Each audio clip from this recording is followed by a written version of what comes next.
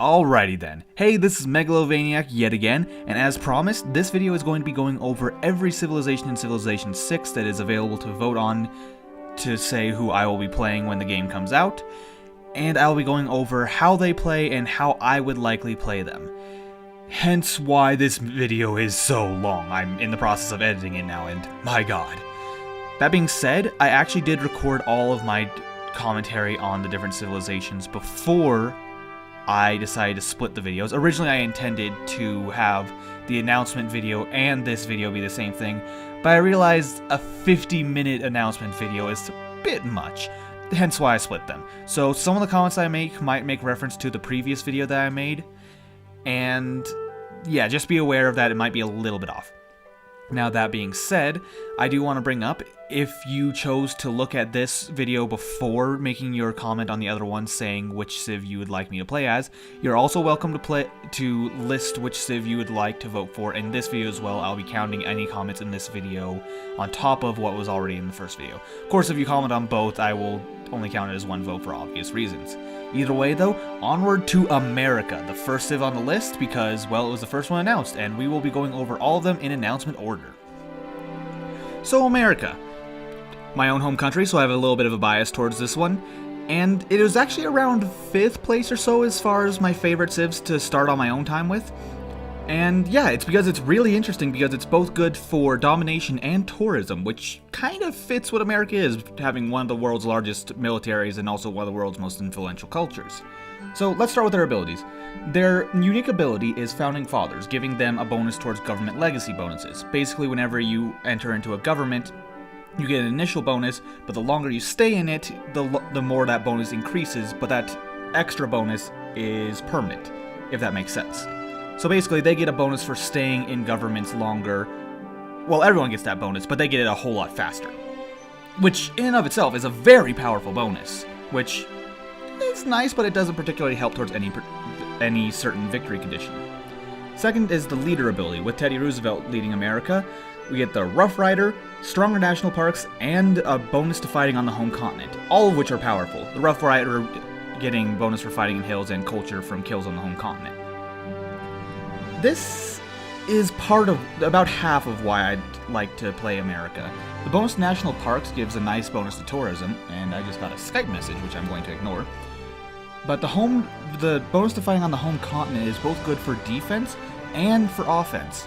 What I'd probably do early on in the game with America is probably conquer my home continent before warmonger penalties really start to ramp up as later eras come. And basically conquer my neighbors in order to have control of my continent as much as possible before things get to be a little out of hand with them. And once I have control of it, I can basically switch over to a defensive playstyle and go for a culture victory from there, since it'll be very difficult to throw me off of my home continent with that bonus to combat. Their unique unit is the P-51 Mustang, which is basically a unique replacement for the fighter plane. Fighter planes are more of a defensive thing than they are offensive, with bombers being their offensive counterpart. So again, a reason to go defensive later in the game, with the Rough Riders also helping with that, getting their culture from fighting on the home continent. You could invade late game, but warmonger penalties are something that will make everyone hate you, and I'd rather not do that. Last of all is what really seems interesting to me, is the film studio. This is a building that goes in your cultural district, and it gives you a massive boost to tourism. If I recall correctly, it's somewhere like around a 50% boost for all things in this city. I could be a little bit off with that, but this is huge for tourism, and is one of the major reasons why I want to try America. Next up is England.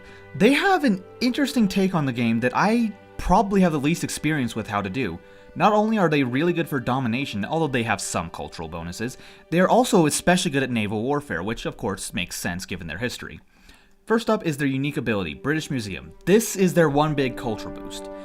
You see, each archaeological museum that is within their territory gets extra slots for artifacts and allows you to build extra archaeologists. I don't know the details on how these work because we haven't really seen a whole lot of it. However, this sounds like a pretty minor boost to culture, more of like an afterthought if some of your domination goals don't go quite as planned. Next up is their leader ability. Under Victoria, you get the Redcoat unique unit. which, by the way, just because America and England get unique units from their leader ability, that's not a common thing. This is pretty much just with them, if I recall. But the red coat has a bonus to fighting on other continents than where your home capital is, and of course they can also disembark without using any movement points, which means they can move through enemy zone control quite easily. So, between this and their regular unique unit, the Sea Dog, a regular sea unit that is stronger than usual and can capture enemy units, and the Royal Navy Dockyard, which gets a bonus to anything on other continents, basically when connecting cities across continents they get more gold, and of course it gives all their sea units extra movement. Whew, that's a lot to go through. Basically, England is very good at invading other continents away from their own, which makes for a very interesting playstyle. I'm not sure how I'd handle my immediate neighbors. I'd probably try to make nice with them, and get ahead early in science in order to get to my Redcoats and Sea Dogs and Royal Navy Dockyard. Well, the Dockyard's pretty early, but try to get to all my unique stuff as early as possible, along with trying to get what I believe is called like a... There's a certain reason to go to war, a casus belli, that allows you to conquer civs that are enough techs behind you. If I were to use that and basically have a good reason to wipe out a few people on other continents, I could probably manage to go for a really solid domination victory and save my own continent for last, which is kind of the opposite of how you do it normally. Also, one thing that isn't mentioned in their first look video is their ability to found a city on another continent and immediately get a melee unit, so that could make for an interesting kind of spam out a bunch of cities and use your new army to conquer strategy. Now we have Egypt. Egypt was my first Civ that I ever played in Civilization V, so it kind of has a special place for me. In fact, it's actually the one I'm most excited to play, just because I played them the most in Civ V, and I'm excited to see how they're different. You see, in Civ VI, their unique ability is called Iteru. They build wonders and districts faster on river, which is a really nice thing to have in the early game. It really gives you a massive boost to get your infrastructure going. Second up is their leader ability from Cleopatra, and by the way, I'm kind of iffy about Cleopatra leading it. I understand why, she's iconic, but she didn't exactly have a good impact on Egypt. That aside though, she gives a massive bonus to trade routes, I believe giving them a bonus plus 5 gold for Egypt, which is huge! And of course, if someone outside is trading with Egypt, they also still give a bonus of gold to Egypt by trading with them. However, whoever starts a trade route outside of Egypt gets bonus food, so it kind of balances out. Next up is their unique unit, which is the Mariano Chariot Archer, which is basically just a stronger version of light cavalry. Really simple and a little bit more movement. Decent, good for defending your territory early.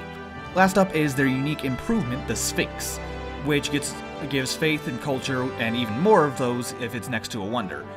I really like this, especially since not only does it help with the culture game, which they already have natural bonuses with given their wonder bonuses, but it also gives them the option of a really strong religious game if they can get enough of these going next to their wonders. Not to mention, wonders can also give massive bonuses to religion.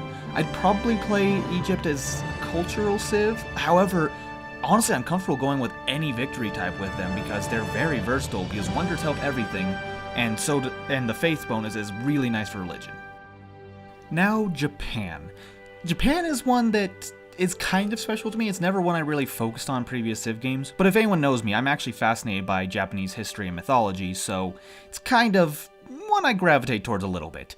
Now, their unique ability is Meiji Restoration, giving them a bonus to any districts built next to each other, which normally districts get a bonus for being next to each other, but for Japan it's doubled, which is huge for making dense cities. They can especially make use of small island areas where there would usually not be enough room to do anything as other civs. So I really like this ability. Like, this is what makes me feel like Japan can go for any victory, and I love that. This is one that if I were to play it, I'm fine going with whatever, be it faith, culture, science, military, anything is really good with them, and I love that that's an option. Next up is their leader ability, the Kamikaze, which is Divine Wind. All land units get a bonus to fighting on the coast, all sea units get a bonus when fighting in shallow water, reflecting what happened during Hojo Tokimune's life, how the Mongols were repelled twice when they attempted to invade by sea. I shouldn't go into detail. Either way though, powerful ability, but situational. Might not be good on some maps, really good on other maps. Next up is their, of course, unique unit, the Samurai. Samurai keep fighting at full strength regardless of how damaged they are, which is pretty nice and generally a really good power spike. Also, if I recall correctly, they don't require iron like most swordsmen do, so that makes them really... You can really get a lot of these guys going, so you can make a big impact on the map. Last up is their unique building, the Electronics Factory. This doesn't just generate production for all nearby cities, but also produces culture for all nearby cities. This I absolutely love as well, just because if you build all your cities really close to each other in order to get all those district bonuses next to each other, you can also get a massive boost to both production and culture. This makes them so good for basically going an alternative wide style, many cities very close together, and I really want to try that out. Not necessarily in the game that you guys are voting for though, but this is one civ that I am happy going for whatever victory condition, as long as I get to give them a shot at some point. Next is China. China was pretty up there for civs I was excited about, largely because they're pretty good for a cultural victory in my playstyle. You see, their unique ability is dynastic cycles. Makes it so that they get higher inspiration and eureka boosts, which are whenever you complete a certain task, you get half of a technology, typically, or half of a civic. However, China gets 60%, so that extra 10% boost can really add up over the course of the game, making them a powerhouse science and cultural civ. Next up is their leader ability, which is where the cultural bonuses really kick in. Their builders get extra charges, 4 instead of 3, which is a nice bonus in and of itself, but their builders can also be used to rush wonders, which, if I recall correctly, it's around 10% of the wonders cost per builder charge. So with a 4-charge builder, if you happen to have it before the wonder gets ready, you can start on the wonder and immediately have 40% of it done really quickly, making them exceptional at making ancient and classical era wonders. Again, this is only for ancient and classical though. No others, so it's really an early game bonus, but if you set up early, you can then hold your land with their other 2 bonuses. Their unique unit is the Crouching Tiger Cannon, replaces the cannon, but doesn't require Niter as a resource, so it's shorter range as well. It's pretty good, especially since it doesn't require that resource. You can get a lot of these out, but they're really only good on the defensive because of their shorter range. And speaking of the defensive, their unique improvement is the Great Wall. Early on, it just provides a defensive bonus along with a boost to gold, but over the eras, it eventually gets an increase in culture and tourism output. And this, of course, can only be built at your borders, but this allows them to really play the defensive game, turtle up, build their wonders, and then attract people inwards with their tourism, making them ideal for a cultural victory. Not so much for militaristic purposes, but you could make it work, especially with their bonuses to science and culture. You could always get ahead in tech and then overwhelm people with your well-advanced technology. Now for the Aztecs. The Aztecs, I think, would be one of my 2 go-to civs for conquest, because really everything they have is built for it. They have a couple bonuses that are decent for faith, or one bonus that is decent for faith, really, but everything else is all about spreading out your cities really fast and then conquering your neighbors, which I like that. I like the whole early game bonuses snowballing into a strong late game. So their unique ability allows them to use builders to rush districts. Similar to China's ability, they can just take off a large chunk of the time it takes to build them, which is nice. It wouldn't be that strong on its own, but their other abilities complement it quite well. Still, the rushing districts allows you to get a significant boost early on. When most civs are still constructing theirs, you could have a couple online already. The leader ability from Montezuma, though, is Gifts for the Tlatoani. This makes it so that any luxuries you improve have 2 extra bonuses. See, normally luxuries can only give a bonus to 4 cities. For the Aztecs, they give a bonus to 6 cities. Again, really good at spreading out wide really fast. But more importantly, every unique luxury you have improved in your territory gives you a +1 bonus to combat strength on all your units. Now that may not sound like much, but considering things are calculated by the difference between strength, this could make it so that over the course of the game, if you get a good boost early, let's just say you get 5 unique luxuries by the end of like the medieval era or something like that. This means that you'll have the equivalent, well, close to the equivalent of a unique unit bonus on all of your units in your army. That is massive! This is what keeps the Aztecs a really powerhouse civ throughout the game, if they can get a good start and claim enough luxuries to give them that bonus. Now, I mentioned earlier that their unique abilities to rush districts were complemented by something, and that's with their Eagle Warrior. You immediately start off the game with the ability to make these, and any units that they kill get turned into builders, allowing you to thus get your land improved and your districts online. This unit I love. Even though the warriors are really a quick, you have to take advantage of them quickly before tech gets too advanced for them to be useful. The Eagle Warriors being stronger allows them to stay useful a bit longer, along with allowing them to actually, well, the capturing builders is huge. So I really like that. And last of all is their unique building, the Tlachtoli, which replaces the arena, I believe, in the entertainment complex, so they get amenities, great general points, as well as faith out of it. So small faith bonus, but this is definitely a civ that I would really only want to go aggressive. Even if you guys want me to do a different victory type, I am going to take out a few neighbors before they know what's hit. Now, France is a civ that you'd think I'd be interested in playing, given my cultural playstyle. And actually, I never liked France in Civ V because Napoleon was a dick. And because of that, I kind of always hesitate to play France at all. And that kind of carries over to Civ V, although I don't want it to. Either way, though, onto their abilities. Their unique ability is Grand Tour. They get a bonus to constructing any medieval and industrial era wonders, I believe. And they also get bonus tourism from all wonders, making them a really strong cultural civ just from that. Next up is the leader ability. Catherine de Medici, I believe her name is, gets an extra spy upon researching castles, and her spies are just in general stronger. So the espionage game is really powerful with her, and given that you can steal great works, that can give them another bonus towards their cultural game, but really this is useful for any victory condition. Next up is their unique unit, the Garde Imperiale. I believe this comes around the time of musketmen, basically a sort of musketeer, although I believe it's something different. But these guys get a bonus to fighting on the home continent, as well as great general points on kills. Generally a powerful unit, but better used defensively, I think, given it's used to defend the capital primarily. But it could be used aggressively as well.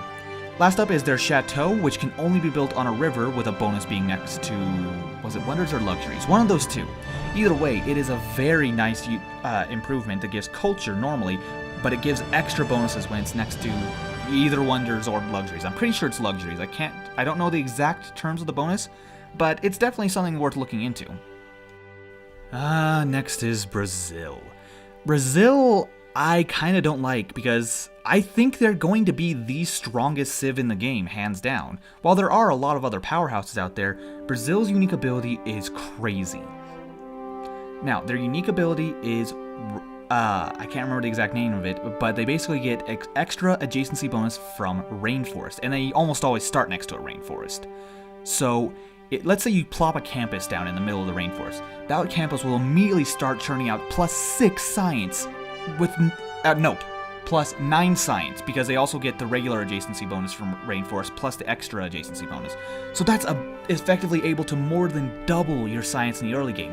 Or you can do the same thing with faith and get, I believe, potentially +12 faith from it if you get the Sacred Path of Belief. It's crazy what they can do with this. Not to mention the housing bonuses, the culture bonuses, the amenities bonuses, the production bonuses.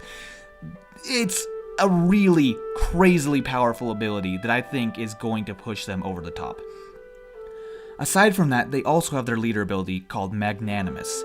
This makes it so that whenever they get a great person, they get a partial refund on the points, so they can churn out the great people like none other. Next up is your unique unit. The one thing that I think is kind of about them, it's called the Minas Gerais. I'm not sure if I'm pronouncing that correct.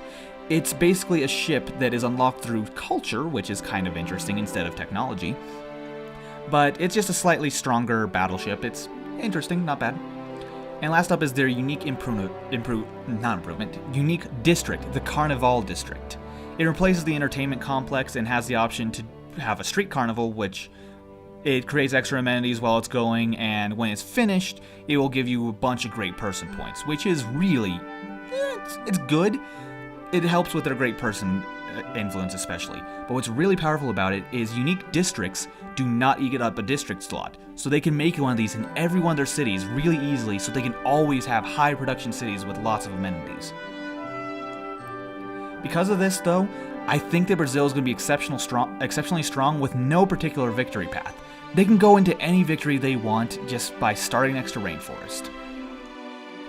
Now, Scythia was actually kind of a surprise. I didn't see this civ coming. In fact, I'd never heard of it. But apparently, the leader of the Scythians Queen Tomyris actually killed Cyrus the Great of Persia, which is quite a feat. Either way though, moving on to their abilities. Their unique ability allows them to basically get, whenever they construct light cavalry units, or their unique unit, the Saka Horse Archers, they get 2 of them instead of 1 for the same production cost. This allows them to create a swarm of horses in the early game, which can easily overtake a continent. Now, I want to mention this specifically. When it says light cavalry, I'm unsure of what this means because the game actually has multiple unit lines, and light cavalry will upgrade all the way into the ancient era, and I believe they're still, or not ancient, information era, and I believe they're still called light cavalry. So this could be a bonus that is huge throughout the entire game. Although I am not sure, I have not seen any gameplay backing this up, it might just be an ancient era thing.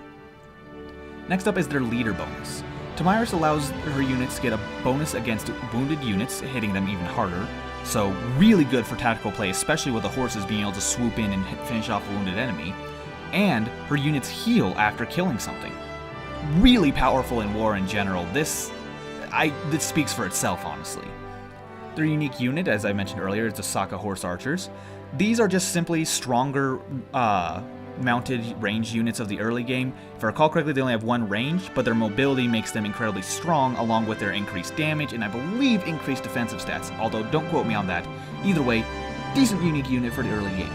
Last up is their unique improvement, the Kurgan, which produce faith and gold, only can be built on flat lands, and gets a bonus for being next to pastures. This allows them to actually have a really strong faith game if they put out a lot of these Kurgans, and they will probably have pastures nearby. So, yeah, I think that the Scythians are really powerful as far as early game domination to get a game snowballing, but their faith game also allows them for a really interesting alternative playstyle. Next up is Germany. Germany would be my other go-to warrior civ because they are powerful, and I think honestly a lot of people have underestimated them just because of one of their abilities. Their unique ability allows them to build an extra district in their cities, higher than the population limit would normally allow. This is a pretty big deal because you're going to be hitting that cap pretty easily unless you're really focusing on making your cities really high population. So this is really going to add up for having a large empire with a lot of districts. Next up is their leader ability, and this is where it gets really good for military. Their leader ability gives them a bonus versus city-states. That's decent. You don't always want to be conquering city-states though, because usually you want to befriend them and get their bonuses. But the extra military policy is what he also provides. This is huge. This allows you to basically get an additional 50% production, 100% production on certain things, reduced unit costs, everything you can think of militarily that would be a big deal. Germany gets an extra bonus for it. Which, yeah, I think that speaks for itself.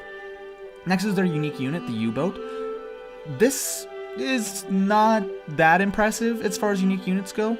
It's stronger than what it replaces in deep water, and as well as that, it also, if I recall correctly, has a lower production cost. So you can get a lot of these out if you really want to focus on naval warfare, but I don't think it's that big of a deal. Last up is their unique district, the Hansa. As I said before, unique districts do not eat up a district slot, so they can get this plus an extra district with their unique ability, and all without using up what would be a typical district slot.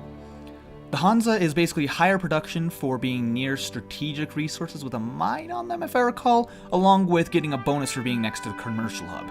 Between this and their extra district slot, they can pretty much have a commercial hub and Hansa in every city with no real repercussions. This allows them to have high economy and high production, and that just spells military. It can be useful for any victory, but damn, they are good for military. Next, we have Spain. Probably the most faith-focused civ so far that we've gone through. In fact, it's definitely the most faith-focused. What Spain has for their unique ability is treasure fleets. It's not really related to faith here, though. Basically, any trade routes they have between continents give them extra gold, and on top of that they can combine their ships into fleets sooner, which gives them a significant naval advantage. Not as big as England's, but still pretty good. Their leader ability, though, is where it gets into the very aggressive religion game. They get a combat bonus versus civilizations that are following other religions, and on top of that, their inquisitors get to remove heresy in extra time.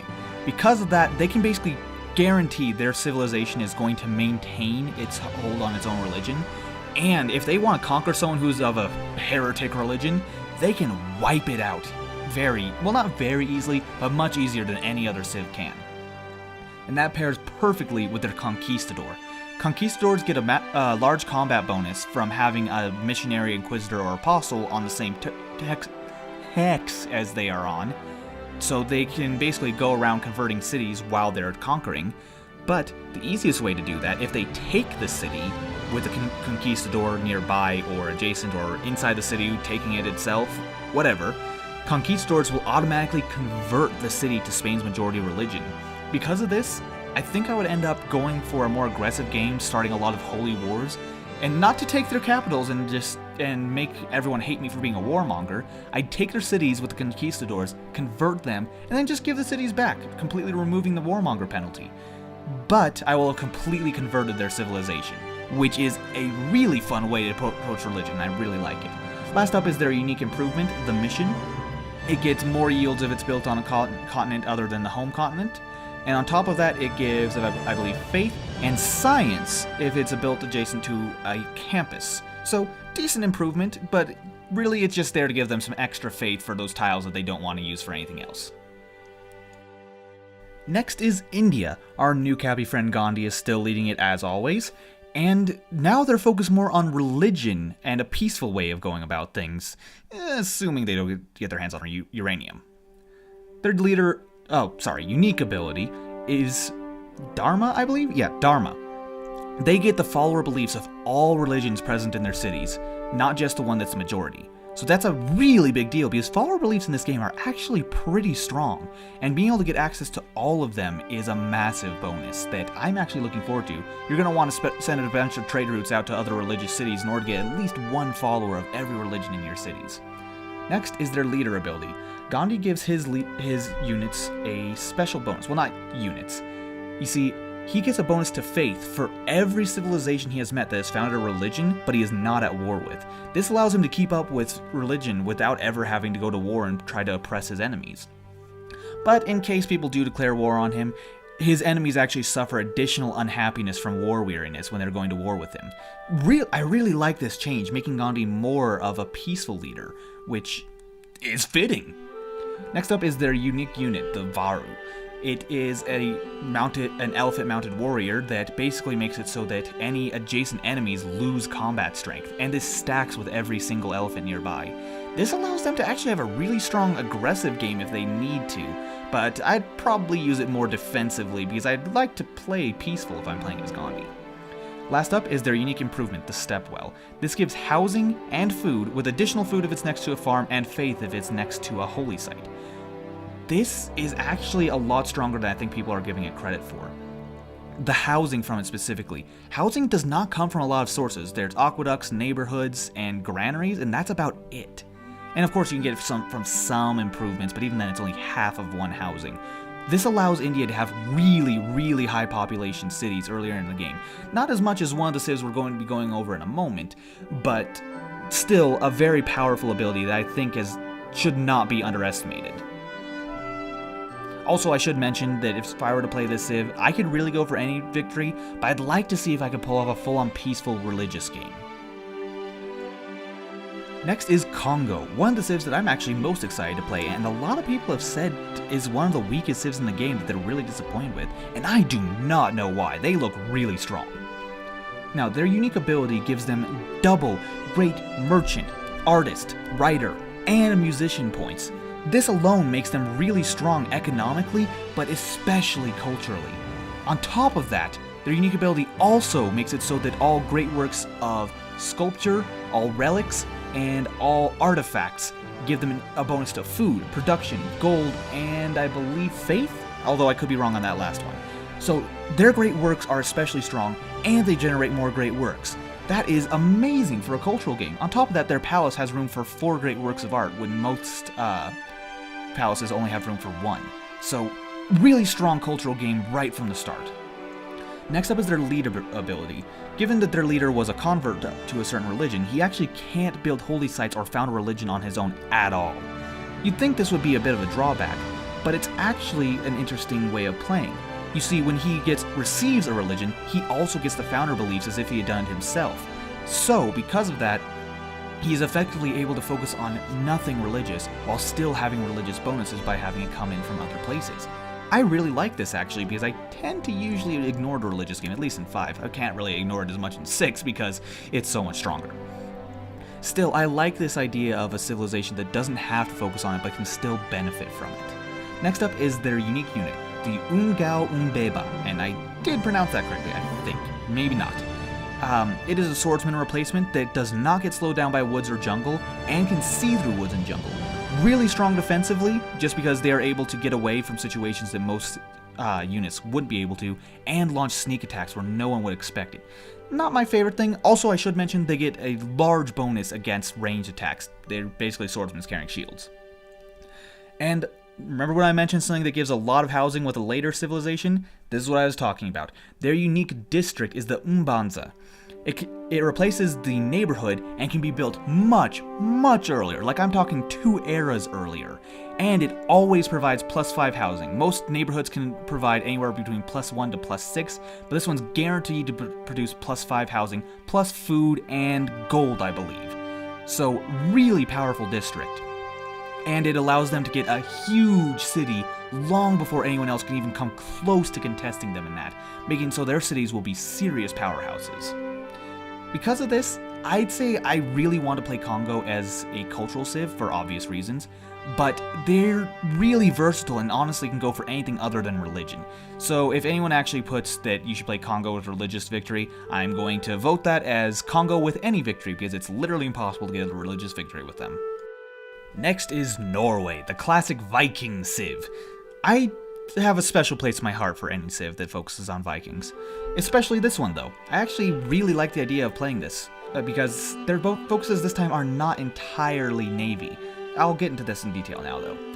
Their unique ability makes it so that their units have no only 1 point of movement cost for embarking or disembarking, allowing them really easy free range of the water whenever they're fighting. So they can easily jump from ship onto shore and start a fight, or easily retreat into the waters when no one expects it. On top of that, whenever they research shipbuilding, they can start entering the deep ocean. This is way earlier than any other civ can do it, allowing them to make contact with civs across the globe and be able to claim lands that no one else would have access to. I really like this. Next up is their leader ability, Thunderbolt of the North. This makes it so that all melee ships can actually raid all coastal tiles and even steal builders from them or other units that are considered, what's the term? Nah, I can't remember the term. Either way, anything that can't defend itself, they can steal and raid. I really like the idea of going aggressive early and basically pillaging everything in my path to get a massive lead early, and while simultaneously setting my enemies behind. Not necessarily conquering, possibly conquering, but just specifically to set them behind and give myself a massive boost. On top of that, he gets the Longship, a replacement for the most basic melee ship in the game, so they can very early in the game get a bonus, get very powerful ships out on the sea, and a lot of them, and potentially take cities and all kinds of pillaging with it. It's just a lot of fun. Next up is their Berserker unique unit. Berserkers pay less points in order to pillage, and on top of that they can attack, or they're more powerful in attack but weaker while defending.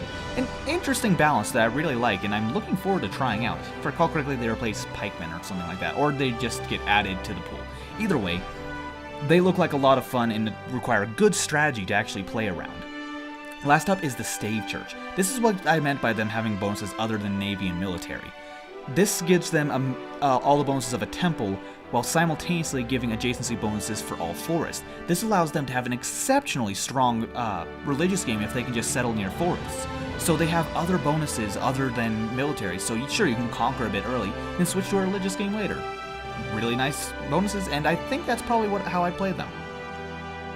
Next is Greece, the only civilization without DLC to have 2 leaders. So, if you're going to be voting for Greece, be sure to specify which leader you want me to play as, otherwise I'll end up replying to you and hoping you'll give me an answer. Either way, onto their abilities. Their unique ability gives them an extra wildcard slot in their policies, basically allowing them to have a lot more versatility with their government.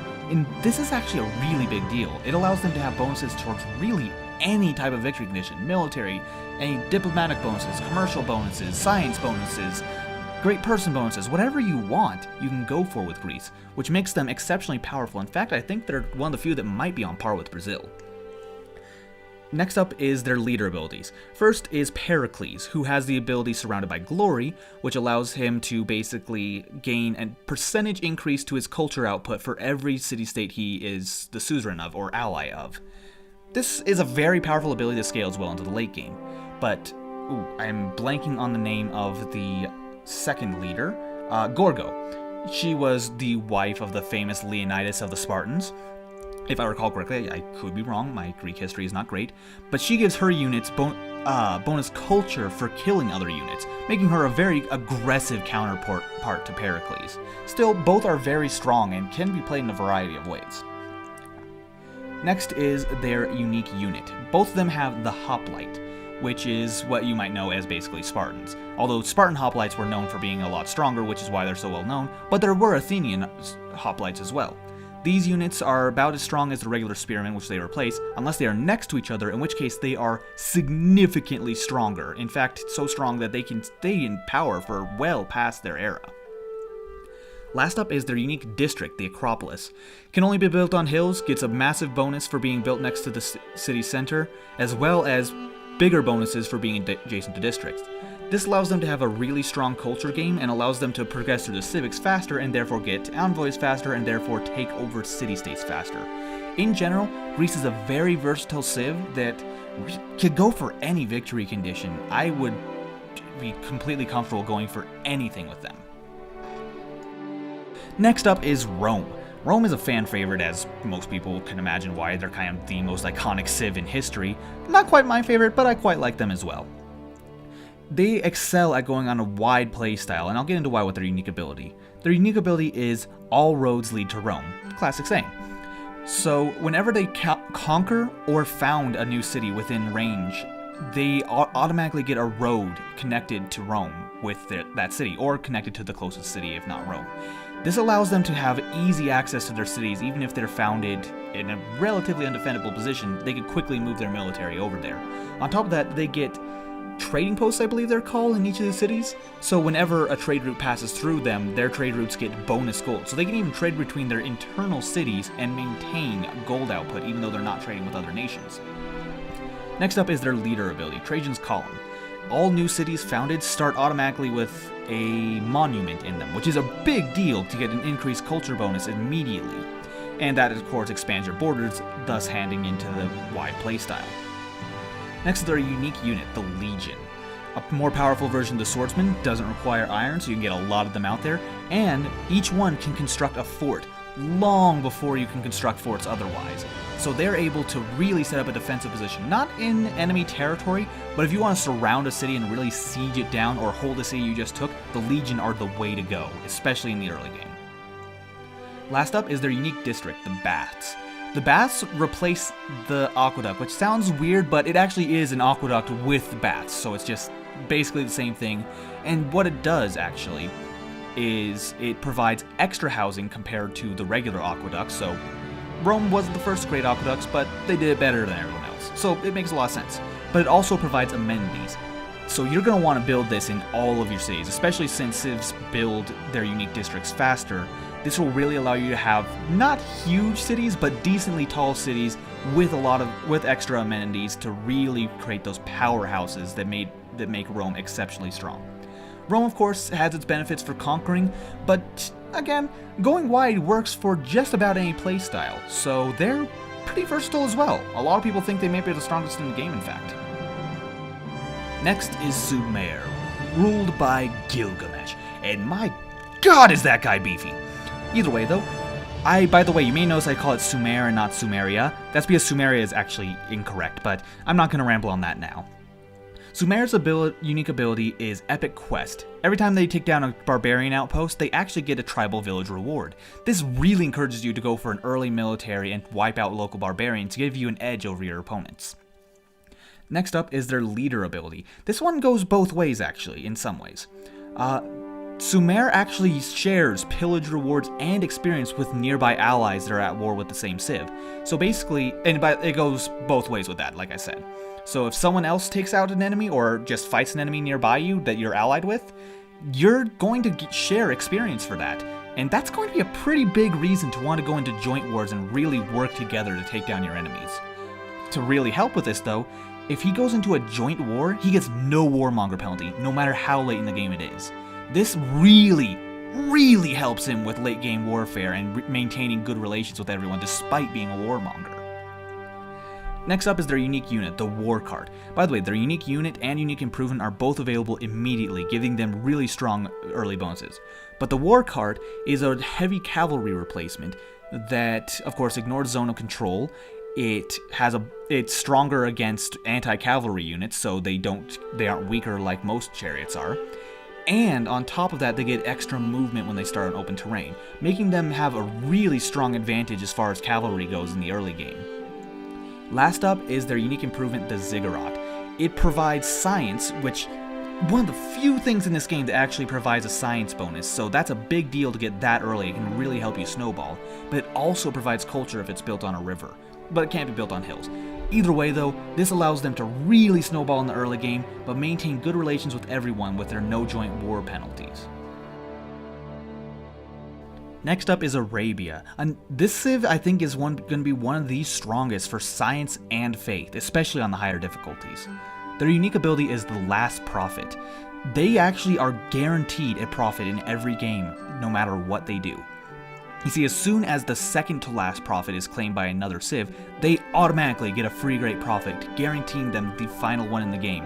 So that is huge, especially on higher difficulties when it's hard to found a religion because the AI is so good at it. Next up is their leader ability.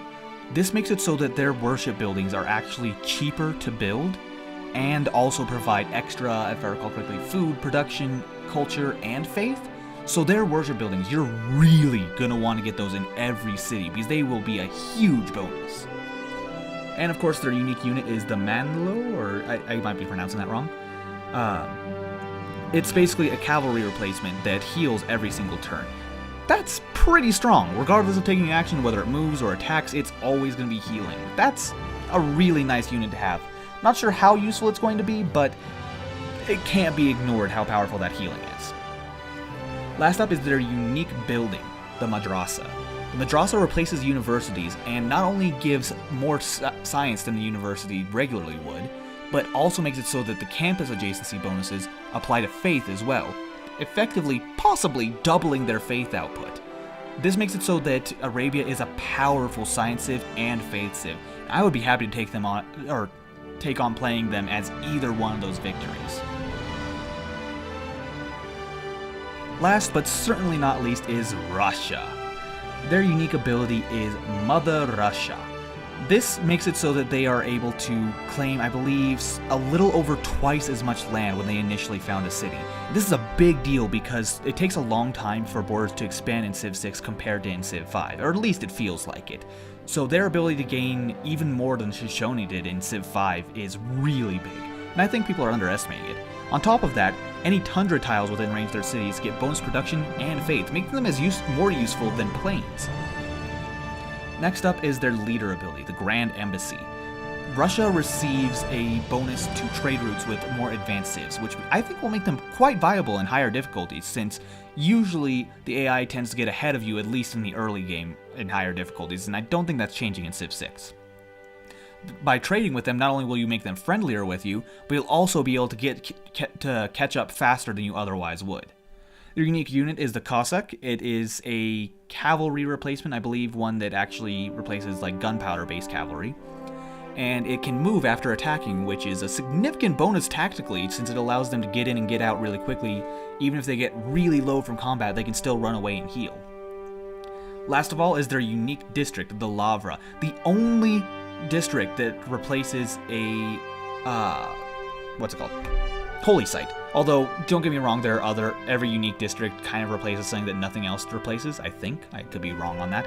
But specifically because it replaces this, and they get bonus faith from tundra tiles, and there's a pantheon that gives you bonus faith from tundra tiles, I think that Russia is going to be one of the stronger faith civs in the game, for raw faith production alone. Because they are able to build a Lavra in all of their cities with no real penalty to it, since it is a unique district, and they can construct it faster because of that. And on top of all that, the Lavra has an extra bonus. Anytime a great person is used in a city with a Lavra, their borders expand even further. Because of this, Russia is going to have a ton of territory like no other Civ will. Even Rome will probably pale in comparison to Russia if they really want to expand. Because of this, I think they're a really strong faith Civ, but they also could be quite good for a domination victory. Basically, forward settling, getting in your enemies' faces, denying them resources, and then wiping them out. I really like the idea of playing Russia in either of these ways. Whew, finally done with that. So, after all those have been gone through now, hopefully you'll have a better idea of what each civilization does. But in case you're completely new to the Civ series and all that mumbo-jumbo that I just went over didn't really make a lot of sense to you, feel free to ask me any questions you'd like in the comments below. And of course, just in general, I've studied a lot about Civ 6, as in I've seen pretty much every detail that they have released so far, even including numbers of the exact, combat strength of different units. I've studied a lot. So, if you need to know anything whatsoever about the game that I did not go over in this video, or even if there's something I went over in this video that you don't fully understand, feel free to ask me below. I will be happily answering any questions that you guys have. Either way though, that's going to be it for now. This has been Megalovaniac, and I'll see you guys next time when hopefully we will be playing Civilization 6 very soon. See ya then!